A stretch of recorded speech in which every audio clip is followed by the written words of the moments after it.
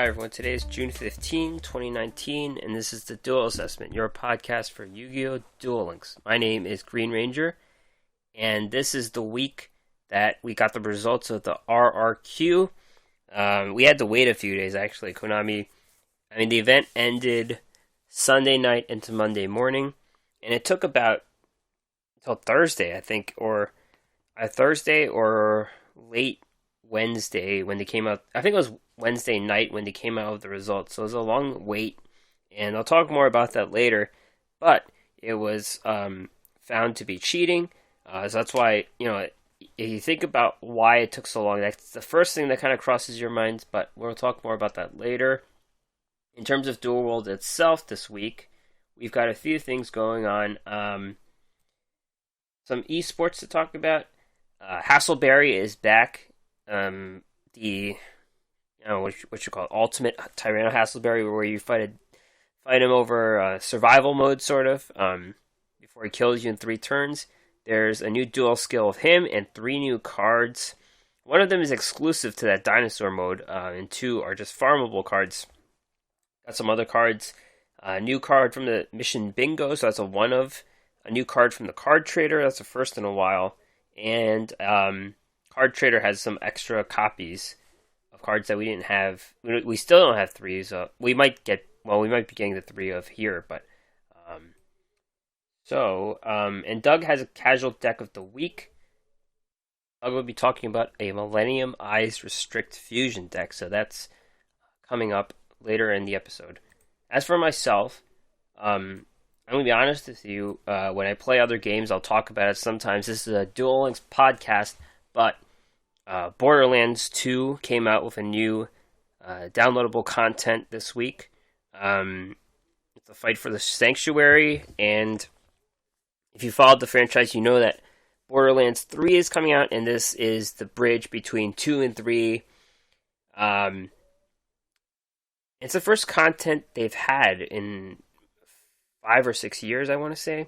They've released some DLCs after the Borderlands 2 finished, and then he had the pre-sequel, which is made by Gearbox Australia, so it was a little different, but this one is actual Gearbox, and I actually haven't even beat the DLC yet. I'm not playing a ton every day. I'm trying to play when I can, and I still have to fight the final boss, so I'm doing some side quests, and I'm farming some things. Maybe I'll farm to the level cap, I'm not sure yet, but so that's enough Borderlands. In Duel Links, last week, I was just doing the RRQ games over the weekend, and I didn't play a ton, honestly. I was just playing to get some rewards and get to some achievement level, some rank. I wound up playing to a 47% win rate. I thought it was much worse than that at first, but then I started winning some games later on. I got North America rank 2,230. That was just in 55 games, I think. So 55 games, 47% win rate, NA top 3,000. That's all I have to say. I was playing 6 Sams, a beatdown build with a little different. It has powerful rebirths in it, and Shinzeng Hu, things like that. But it was more of a synchro based build because it gave you the ability to play Black Rose Dragon, for example. 6 Sams are always going to be a synchro build, but it gives you the option. And of course, when you're playing Powerful Rebirth, the cards ramp up a level, so I had to play Swift Gaia every so often, so it was a little different. I'm still playing that 6 Sam's deck right now in ranked. I'm getting my games in just to get the dinosaur fossils, and I think I'm plat 2 or 3, I forget what, but it's been pretty easy so far. Of course, the people who did well in the RRQ, they probably just switched over to ranked duels, and they moved up, so the competition is not too tough right now in ranked. Alright. For esports, we're going to talk about some things from the RRQ, and also Duel Links Meta Weekly number 76. So in the RRQ itself, Let's go over some of these winning decks. Of course, anyone who participated over the weekend knows how it went. They still have the uneven thing where they have 3 invites for most regions, except for Korea, Taiwan, Oceania get 1, and Asia, Middle East, Africa, that's only 2. Japan has 3, Europe has 3, Latin America, Caribbean has 3, and North America has 3. So it's a little off. But let's go over some of the top decks. Number 1, NA, Andy Sang. He was a TCG player, if I recall. Very good player. I'm just going to go over the archetypes pretty much. Light and Dark 6 Sams. So this is the version that runs the World Legacy Clash and Dimensional Prisons. Sealed Tombs Red Eyes. And we're going to see some common trends in later esports. And you're probably seeing this in the ladder. But this is a Sealed Tombs Red Eyes. And it has Power of the Guardians. It has none of those Red Eyes Spirit or the other continuous trap card that brings them back. So this is a completely different build that we're going to keep seeing in these top decks. And notably has a Wyvern too. That's a card that's come back. It's kind of their only resurrection card because they don't have those trap cards. And Light and Dark Spellbooks. Pretty straightforward. Kaiku and 2 Breakers. So those are Andy Sang's decks. Third place, Decade. The guy who invented Duel Links meta, of course, where I'm reading this report off. Sealed Tombs, Blue Eyes. This is a Snipe Hunter build with one Keeper of the Shrine. Sealed Tombs, Red Eyes, same build with the Power of the Guardians. And Masked Tribute, Lava Golem, Neos. Alright, that's all there's to say about that deck. Fourth place, Shiny Sophion. Sealed Tombs, Red Eyes, same build. With the Power of the Guardians, as a Dimensional Warrior, though. Switcheroo, Koakimeru, Neos. Very standard with the Ice. And Mass Tribute, Subterrors. This is a standard Subterror build, no Red Eyes inclusion in it. Fifth place, North America, is Hi, I'm Flabber. He played Ancient Gears.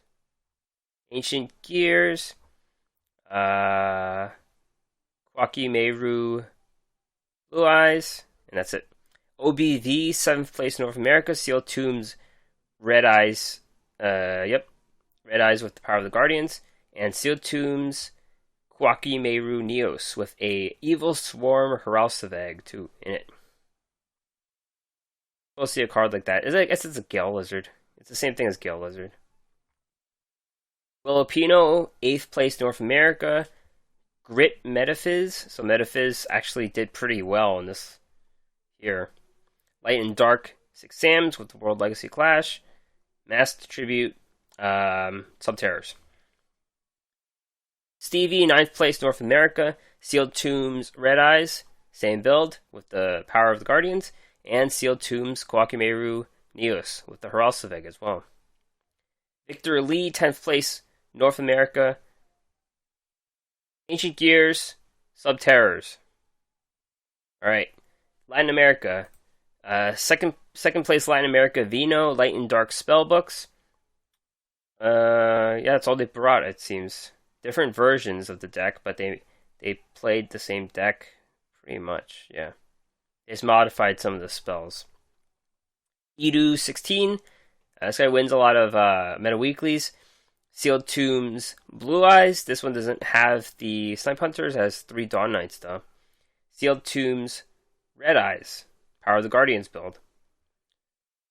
9th place Latin America, Rafa, Mass Tribute, Subterrors.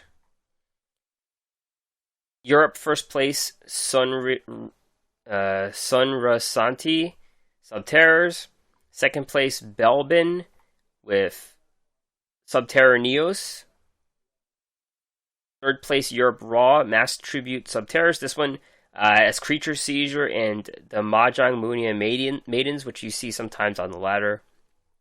Sniffus, 5th place, Sealed Tombs, Red Eyes. This one only runs 1 Power of the Guardians, notably, and 3 Offerings to the Doomed.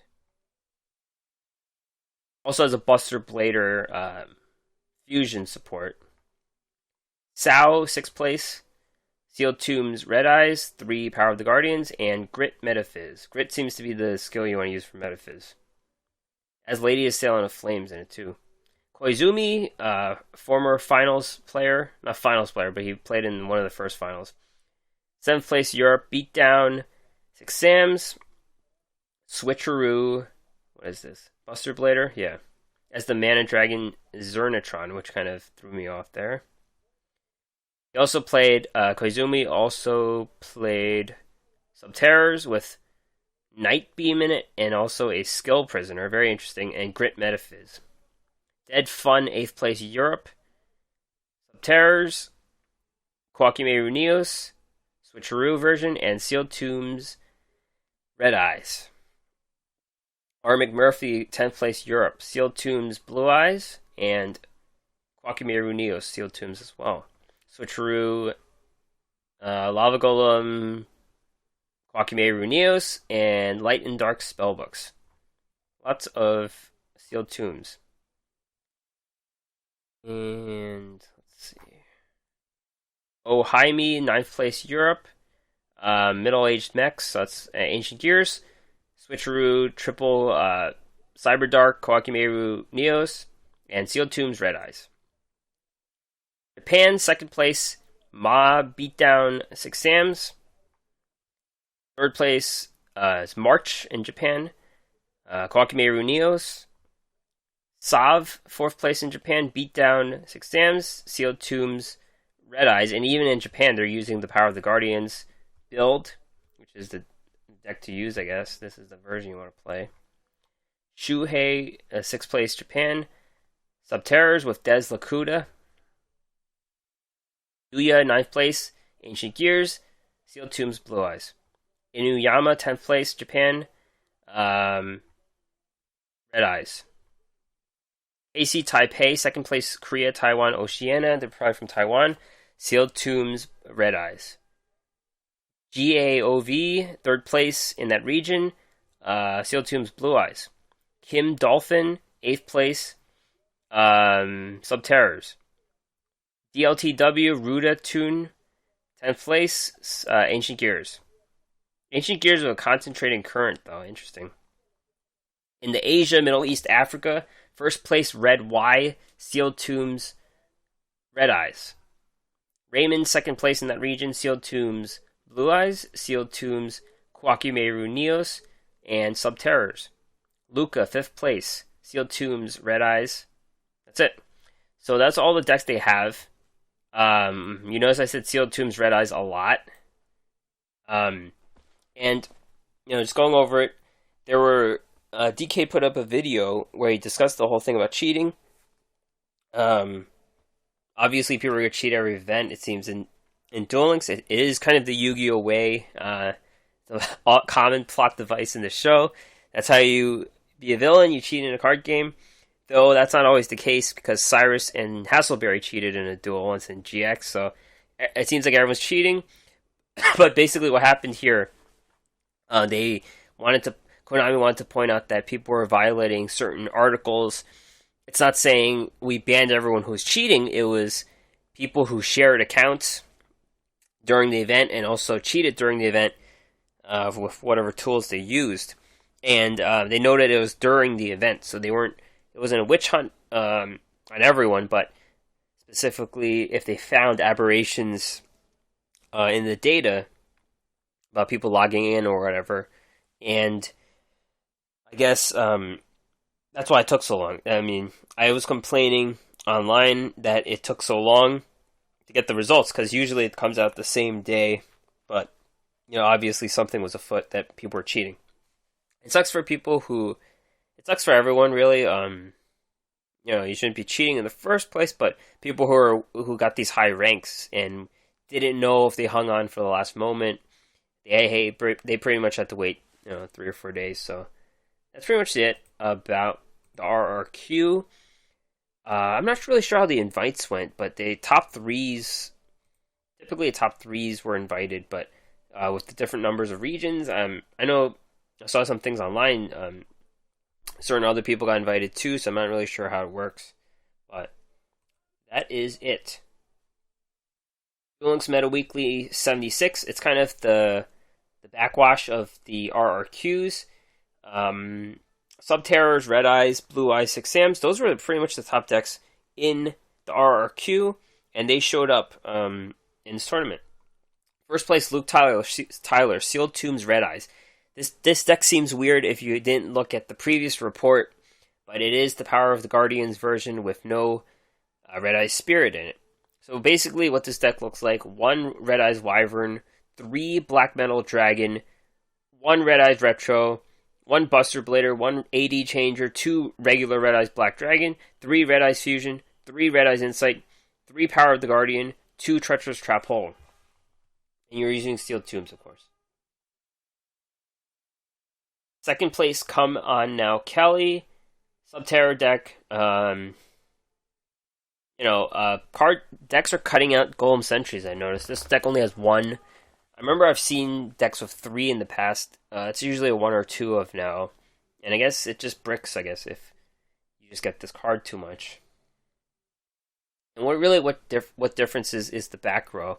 This deck here has 2 Econ, 1 Drowning, 3 Paleozoic Canada, 2 Widespread Ruins, 3 Subterror Final... it's always going to be 3 Subterror Final Battles. That card's too good. You also have the Night Beam in the extra deck, which is a card that people got more of from the selection box, which went away. Third place, Medzer, Sealed Tombs, Red Eyes. Pretty much the same deck as before. Only 2 Power of the Guardians, though. This one can also become the Buster Blader version because it has the Destruction Swordsman in the extra deck. And Stevie, third place, Mass Tribute Subterror. This one has 2 Golem Sentry instead of 1. And the back row here, besides the final battle, is 2 Drowning Mirror Force, 3 Paleozoic Canada, and 2 Treacherous Trap Hole. So, based on the esports things, they updated the tier list in Duel Links Meta. Tier 1, Red Eyes and Subterror. Red Eyes really went up. Subterror was always considered one of the best decks, but they were being hard countered by certain things. So Red Eyes definitely is the winner of this event, the whole event. And kind of going into what I said last week about the boxes, you really benefited if you bought 3 of the box. And me being cheap, I only bought 1 with money and 1 with gems, so I didn't buy a third to get that third Red Eyes Fusion, but you had a shot of playing the best deck if you did make that investment. Second place, Blue Eyes, Koakimeru, and 6 Samurais. Blue Eyes and Koakimeru went from the tier 1 to tier 2. I guess they did pretty well in those winning decks in the top 10, but they weren't the biggest share. They were tier 2. That's what tier 2 is for. And 6 Samurai made a comeback. They were slotted as the tier 3 deck. They did it because of World Legacy Clash, I think. I wasn't playing that version, but I could have, and maybe I should have. Maybe I should switch over to the deck, or maybe that's too predictable at this point. I'm not really sure, but 6 Samurais are back. Tier 3, Ancient Gear, Neos, Spellbooks. Spellbooks were demoted from tier 2. Ancient Gear still had plenty of decks make it to those finals, and Neos will always be, like a package. And removed were Buster Blader and Synchron. Synchron never really seemed to have a shot. They could probably do well in the ladder, but they didn't really show up in the tournament. And Buster Blader kind of was, sometimes you could put it as a package for Red Eyes, but they seem to be focusing on the Power of the Guardians. Ongoing talk of the RRQ led us to the question of the week for the podcast. What rank did you achieve in the RRQ? Did you do as well as you wanted? Share your results here. Personally, for myself, I did what I expected, I think. When I was playing the games, I was at a really low win rate. Then I got to the top 3,000, then I stopped, and that was it. So I guess I don't have high expectations, but let's see what other people say. Grand Harrier, he achieved NA rank 932 with a DP of 19,421. Only played like 80 games, had a 55% win rate. Miltum 25, I believe he's NA as well. NA rank 245, DP 31,022. I was aiming for 30k, which he means DP, which I did reach. My weekends are too busy doing stuff with my family, so I'm not able to grind out the 3 days like most can. Next one, I will try for 35k and continue to increase if I can. And one cannot realistically win it all unless they devote days off life. They just have to devote the weekend, the Friday, Saturday, Sunday, into doing this. Your sleep's probably compromised. You're probably not doing anything. You're not going outside. You're eating really fast. Your life is on the line here when you're doing this, and it's difficult to rack up those points if you don't make that commitment to doing so. Marble, Scrabble, Japan ranked 235, DP 31,464. Only played on the last day on Sunday, but had a lot of fun. Yeah, pretty impressive just for one day of dueling. I spent the whole day dueling though, like a lot of hours doing that. So, all of our respondents on this question did pretty well, did better than me. And we all had like limited time, so I guess that's a common factor when you're not making it too far. But as long as it was fun and you got the rank that you wanted, and you have something to show off in the achievements list, I guess. Now we're going to go to the events and new cards this week. Hasselberry is back to acquire if you haven't had him. This is the Ultimate Tyranno Hasselberry event where they have the special dinosaur that comes up every so often. You get, when you're farming, you get some breakpoints. You get a new Hasselberry on the field. And this is a survival duel, if you will. You fight a guy with a lot of life points.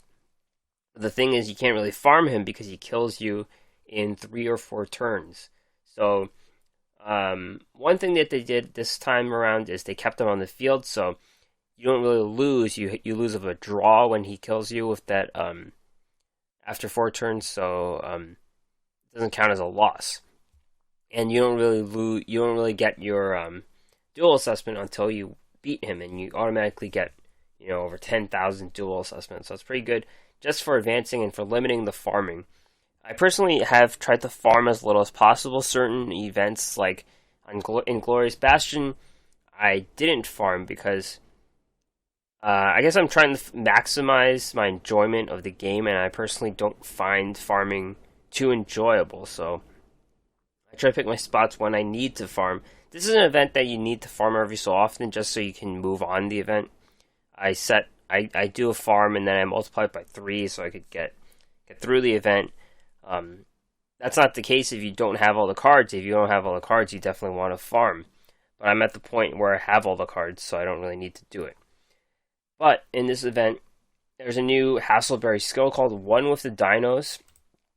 This says, basically, from turn 3 onwards, you can you have a level 7 or higher dinosaur, and its attack and defense become your life points. The catch is, when that monster leaves the field, you lose the duel.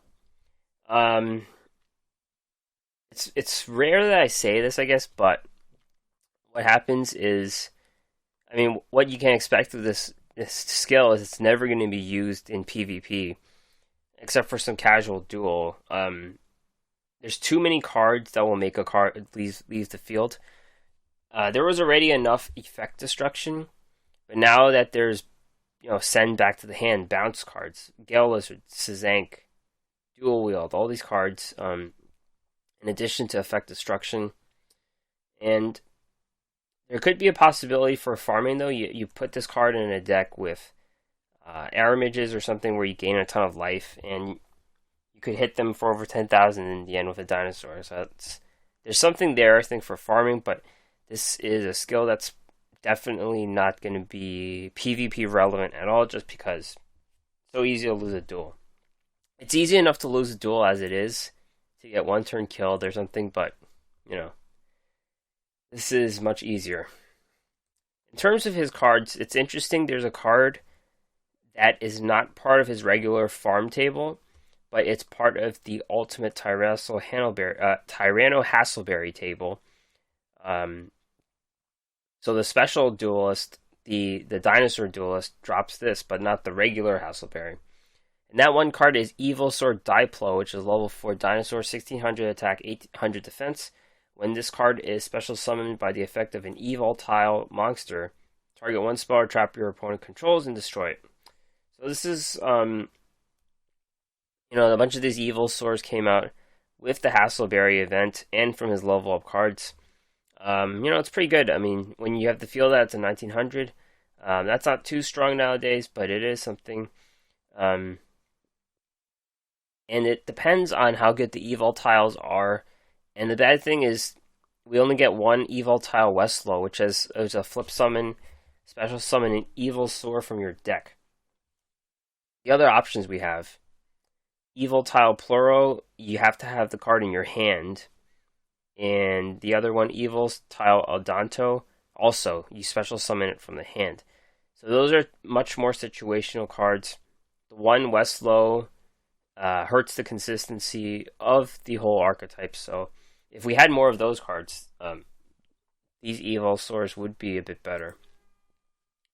And we got a new Evoltile, though. It's Nahasho. Reptile, 100 attack, 2000 defense. If this card on the field is tributed, you can special summon one Evolsaur monster from your deck. So, this doesn't really help either. It's still an Evoltile. It has some defense, but it has to be tributed. The card that works really well with this is actually Econ, though. You can Econ take, and then you get the whatever you want. You could summon any of your Evilsaurs from your deck. So that's something you could do to try to kind of burst them off. I guess Diplo does work if they have one back row. You could take out that one back row. But it's not a huge play, but another Evoltile. Evo Karma is a continuous spell. When a monster is special summoned by the effect of an Evoltile monster you control, your opponent cannot activate cards or effects.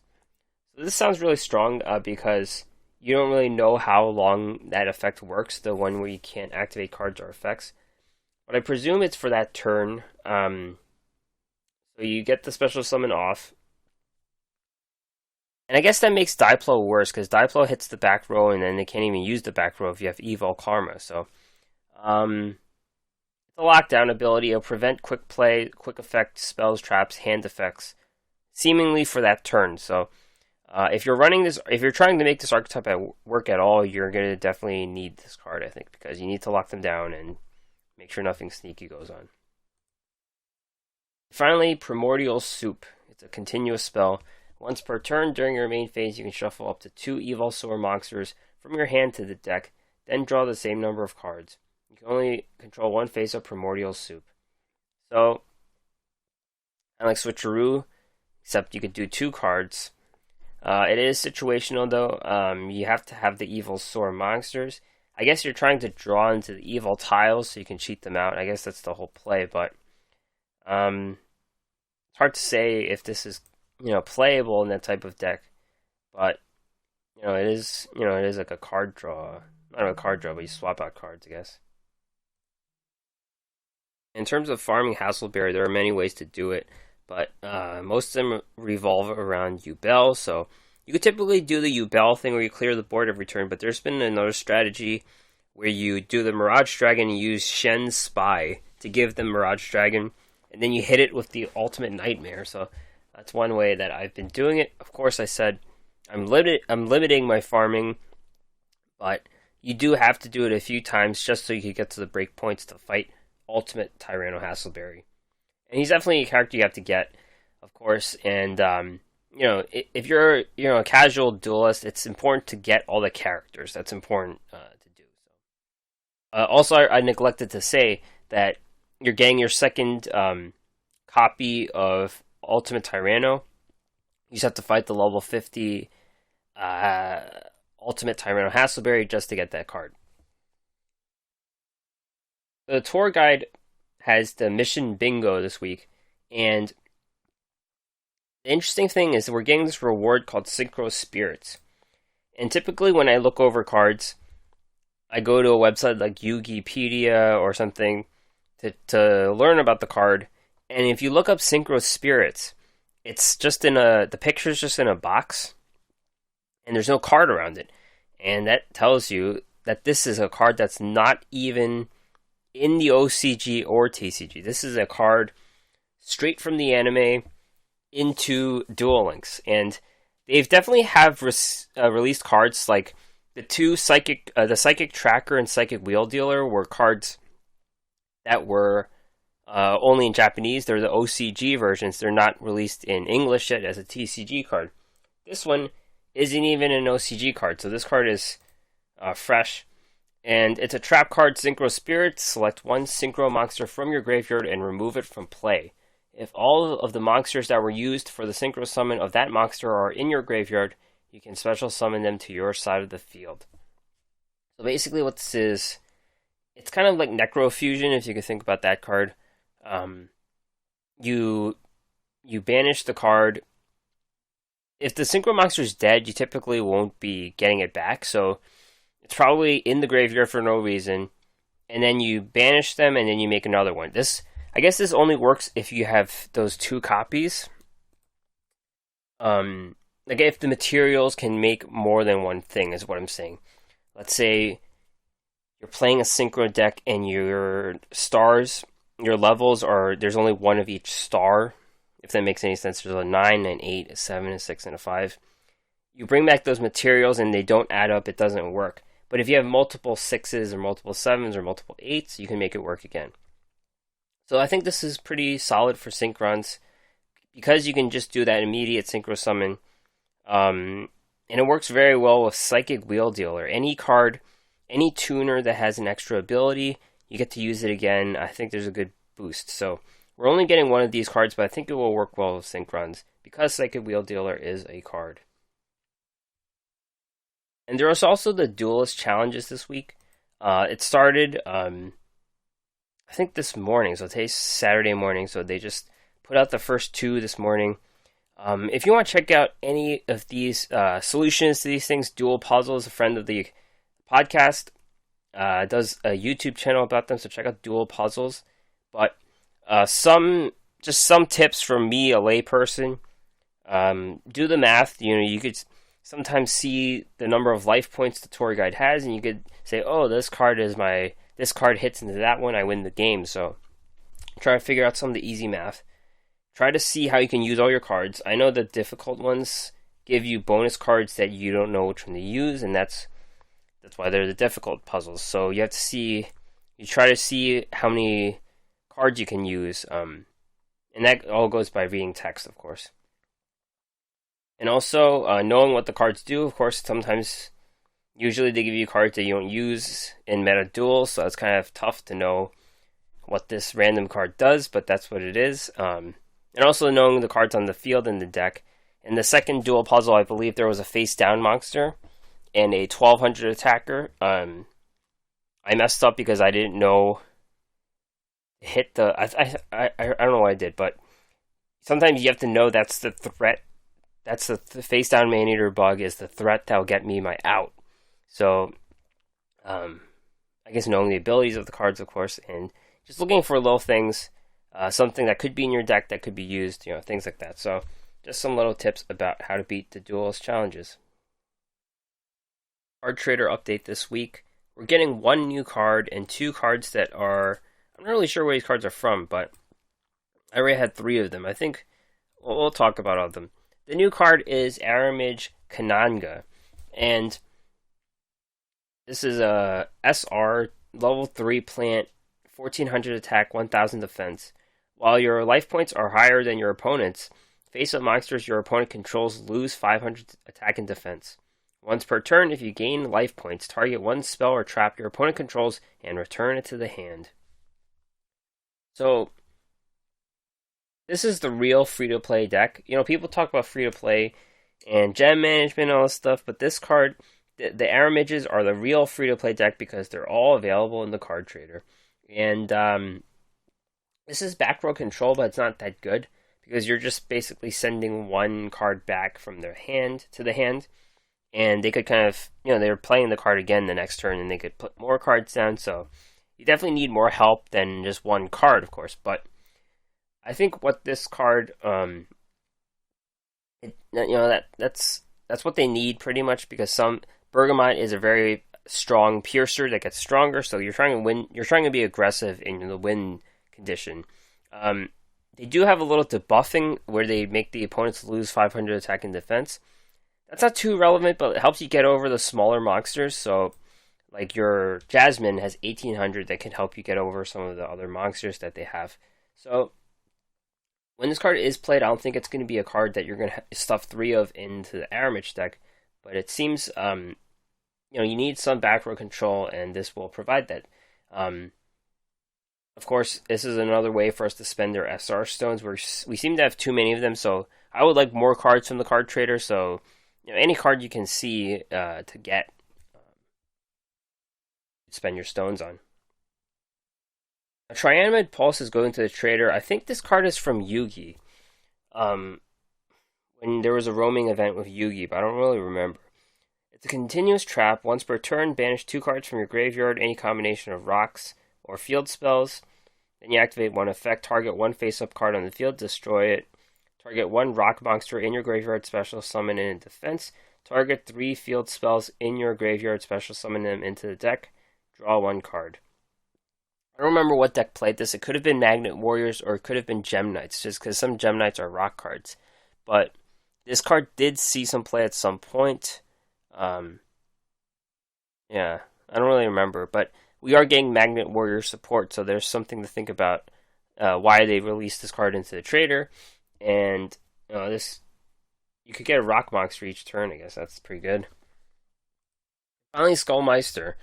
This is a card you should definitely know and get if you don't have. Level 4 Fiend, 1700 attack, 400 defense. When a card effect is activated in your opponent's graveyard, you can quick effect send this card to the graveyard. From your hand to the graveyard, negate that effect. Very good meta call right now. This is the card I use in my 6 Samurai deck because I am missing a card. And, like Blue Eyes and Red Eyes especially right now, even Neos to some extent, and Kawaki Meru, pretty much any of the big meta decks will abuse the graveyard. This will stop them. And it hits for 1700 when you need it. So this is a card you need to get 3 of for sure. You're probably not going to stuff 3 of them into the deck, but it's nice to have. The card trader inventory has also been updated, giving us extra copies of cards that we did not have 3 of before. Some of them we only have 2 of right now, but getting more copies of cards is always a good thing to help round out playsets. These cards are, of course, from the Pick a Gift campaign. Dice Reroll, we're getting the 3rd copy of, hopefully the last card. Trap card, one time during the rest of the turn. If either player rolls a dice or a die, you can have the player re-roll. So, there is a meta card that rolls dice, and that's Snipe Hunter. And based on my experiences of facing Snipe Hunter, they never hit what they want until they throw out their whole hand. I don't know if that's in purpose to get all of those Blue Eyes cards into the graveyard or Dawn Knights, but they don't seem like they're 67% accurate. But Dice Reroll doesn't really increase the odds. It's like if you're unlucky, you're re-rolling again, the odds don't really change. I guess it gives you a second shot. It's better with a card like, I guess Snipe Hunter and Blue Eyes is okay with not winning the dice battle, but sometimes they really need it.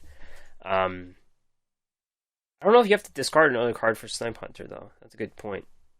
I'm not sure, but you're not going to play this card anyways. First Breath is a trap card. Tribute 1 dragon monster. Destroy all face-up monsters on the field whose defense is less than or equal to the attack of the tributed monster on the field. So this card did see some sideboard play. I think when Blue Eyes was played with Kidmodo Dragon, they had one of this card. It's a win more card, of course. Attributing the dragon monster actually isn't the worst thing, because there's enough cards like Silver's Cry or Red Eye Spirit to bring your monster back. I don't think it's crazy to see these cards see play again at some point. Right now we're seeing a lot of sets, so this isn't great against a set monster because they'll live the turn, but it's something that's not. It's going to see play at some point again. Lord Poison, level 4 plant, 1500, 1000 is a Merrick monster. If this card is destroyed by battle and sent to the graveyard, target one plant monster in your graveyard except for Lord Poison, special summon it. This is a very common ability that we've seen in the card game for some time, and it's a very strong ability, more of a late game card, but the problem is plants aren't seeing play right now. This card is probably best for the big plant princess cards, and Sylvans did see play, I guess, but I'm really trying to get a Sylvan back. Doesn't really mix with them, but it does work for those big plants if they ever do see play. In Miraculous Descent, this is the level 45 Tea reward, so we're getting our second copy. Continuous trap card, target one of your banished fairies, special summon it. When this card leaves the field, destroy that monster. When that monster is destroyed, destroy this card. Banished fairies aren't really an archetype though, so this is kind of odd.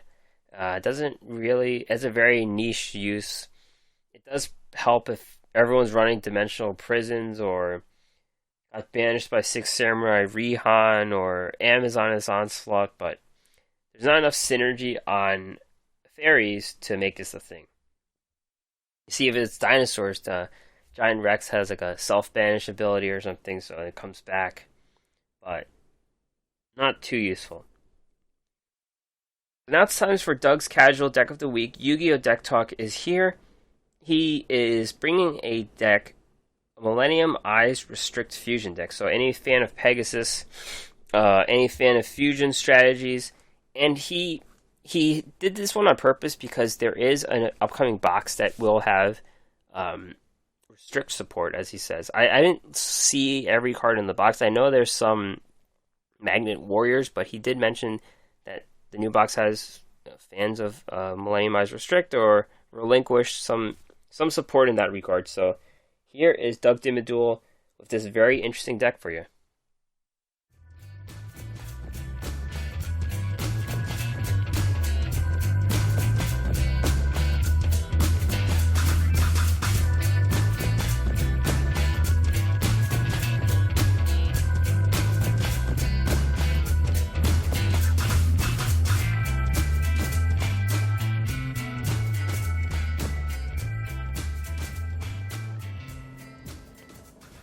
Hey there, this is Doug Dimmadul with Doug's Casual Deck of the Week. This week we're going to do something a little different. We're going to have something that revolves around a relinquished Millennium Eyes Restrict. From what I'm hearing in the newest box set, just a little bit behind the curtain here, this is well before the new box comes out that I'm recording this, but I hear that there's going to be some Restrict support. So I'm going to add a deck that revolves around the Millennium Eyes Restrict and just some Buster Blader and some Red Eyes shenanigans. There's a whole lot of ways that we can kind of play around with this. So without further ado, let's jump into it. The first thing that I'm going to do is this can work with any skill. If you have something prismatic that can help you drive the deck a little quicker, again, the goal is for fusion plays. Possibly run this deck with Kaiba Corp Bling, which allows you to then search out or pull a prismatic or a glossy out of your deck. So my prismatic in my deck is Fusion Sage, which then helps me kind of thin my deck a little bit more, pull a polymerization, and get into a fusion play.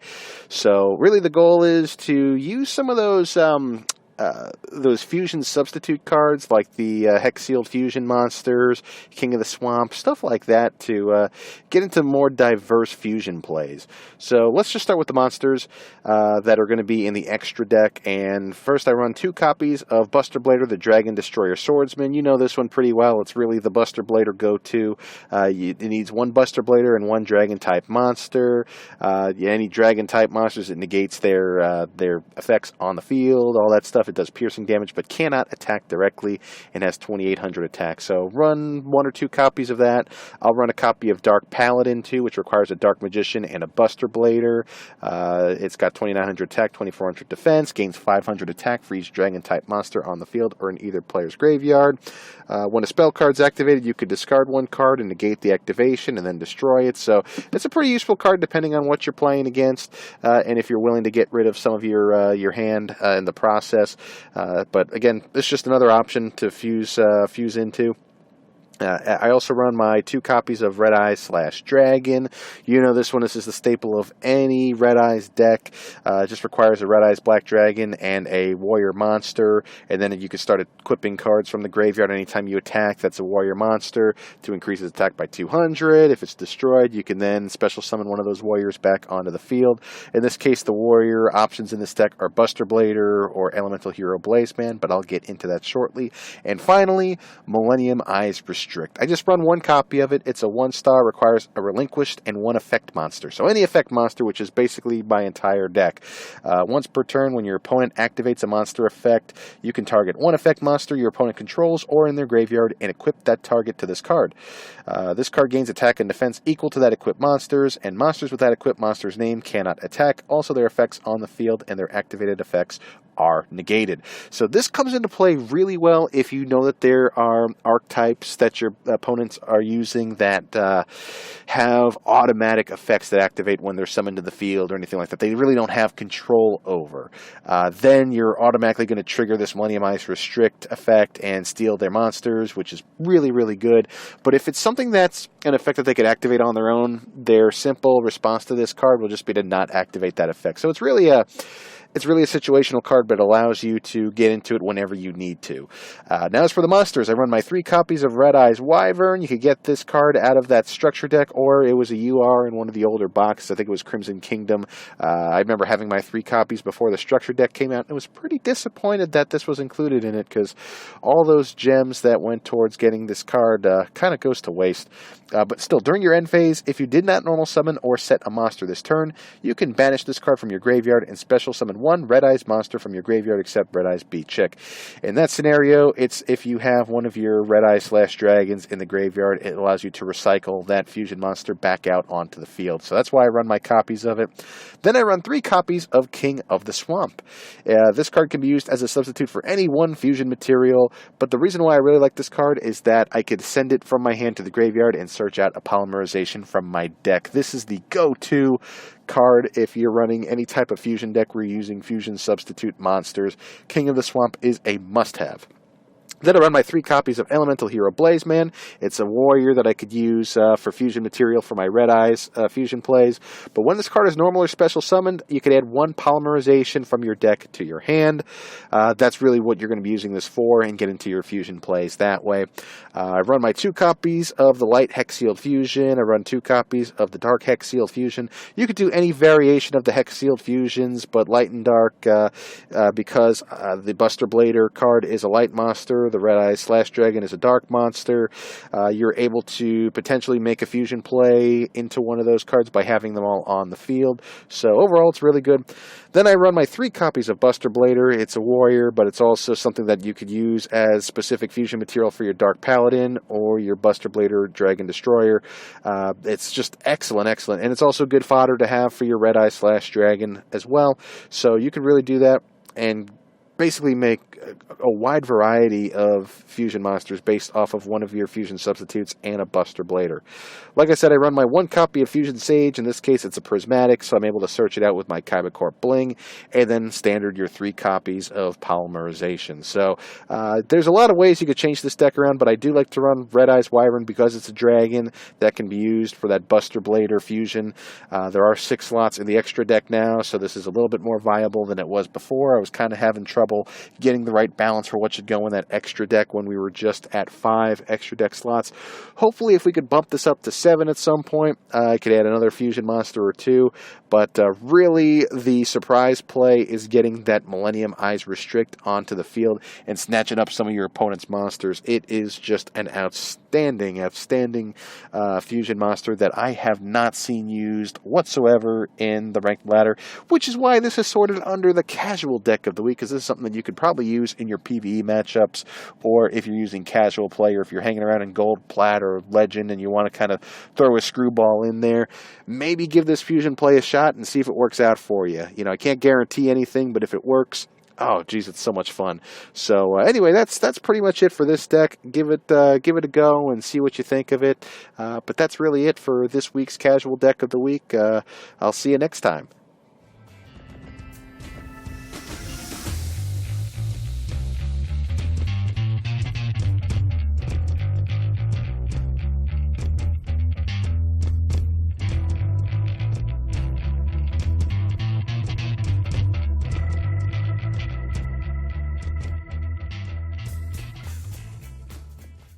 Thanks, Doug. And you can check him out on this podcast.